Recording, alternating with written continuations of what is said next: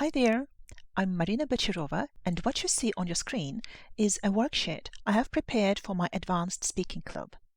Now I'd like to give you a quick run-through of this worksheet so that you have a clear idea what we do in our speaking club, and alternatively, you might like to purchase such worksheets. So let's get started with it. The topic was Stop Being Nice All the Time, and before the session, all the participants got from me was the link to the video to watch, a pretty short one, like a few minutes, and secondly, the Quizlet set which I prepared based on the video. But when they get into our session, this is the presentation which I used, and this is what they received afterwards for revision, for more exercises and vocabulary practice. When we started our session, I gave those quotations for my students to think about and discuss in pairs in Zoom breakout rooms. The next thing was just revising, looking at some of the vocabulary. As I said, they received the Quizlet set link before the class, so they could actually work with it. So here it is. As I said, the whole discussion was mostly based on the video by the School of Life. Then I break down the video into smaller parts based on the logic, on the content and the ideas discussed. So for the first part, I suggest doing this task. Well, you can just listen or even without listening, fill in the gaps. On the next page, you can check, that's on the left, but then we use this slide for discussions. So the questions are on the right, and I formulated them in such a way that I prompt the students to use the key vocabulary from the left. The next part of the video is focused on the next thing, like why it's impossible to be nice all the time. We might watch together in class, or you might watch that with your students. Then there are some questions here on the left, and some of the key phrases which were used in the video, just to provide some help for the students. And it's visual, it's in front of their eyes, and it helps them to activate this vocabulary. Moving on, I develop the same idea, but it's in the next part of the video.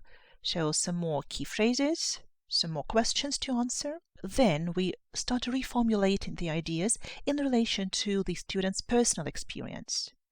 You can see that, well, I have highlighted some of the phrases and they repeat. That's one of the ways how I recycle the vocabulary throughout the class and during the revision sessions. Moving on, in the next part, actually it's the last part of the video, there were some really good ideas for which I asked them to do a gap fill task.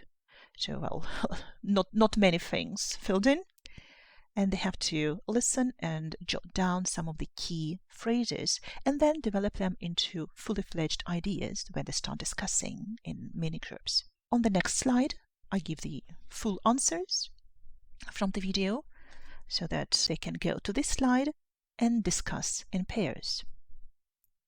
That was the final idea in the video.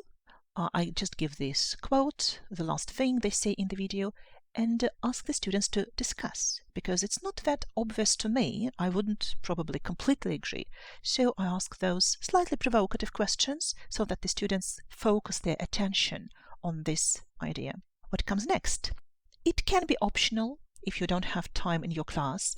It can be given for homework and discussed later in a second follow-up class. So what's the problem with being nice? The students might have some of their own ideas, and then you just spend 10 minutes, you put them into breakout rooms to discuss this.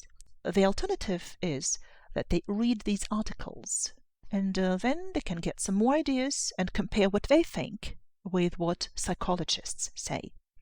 So this is a task for homework, so not just for class. Now we're coming close to putting it all together. And here I give some balanced view on being nice, being too nice, and I turn it into a gap fill task with some extra options.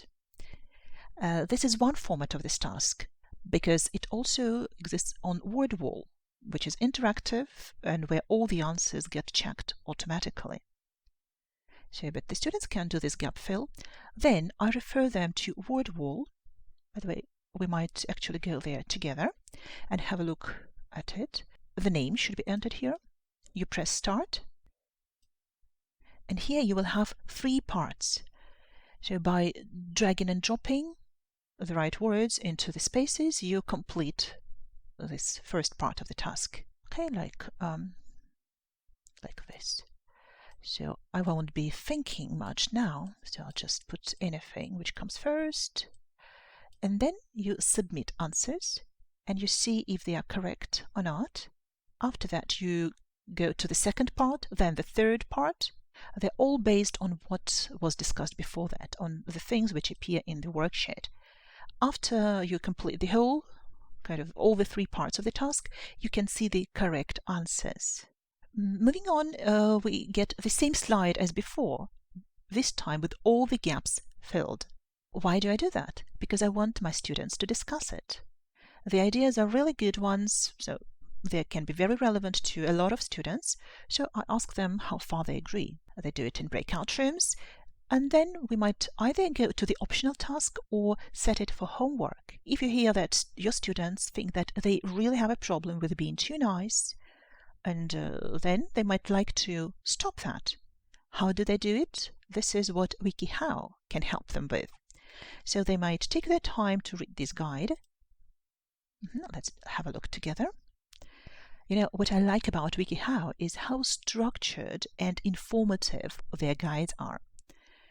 Look, there's method 1, and it consists of a few steps. They have some pictures or infographics. Then there's method 2, and again, a few steps, and so on. So a really great source. If you're not using it, you might like to take a look, because for adult students, it's a treasure trove. There are quite a lot of references, quite a few, so it's not like empty talk, you know. Now, back to the presentation. One of the final slides is usually vocabulary takeaways. There is some space for the students to jot down some of the ideas or vocabulary that they're going to take away from this class or series of classes. Right, and then I usually say bye and leave the link to my project, Speaking Club. And here are all the 20 pages of the presentation. So if you think that this is what you need, so you're welcome either to join my Speaking Club for speaking sessions, speaking practice with like-minded people, or you're welcome to purchase this one and use in your own classes or for self-study. Thank you for being with me. Take care. Bye-bye.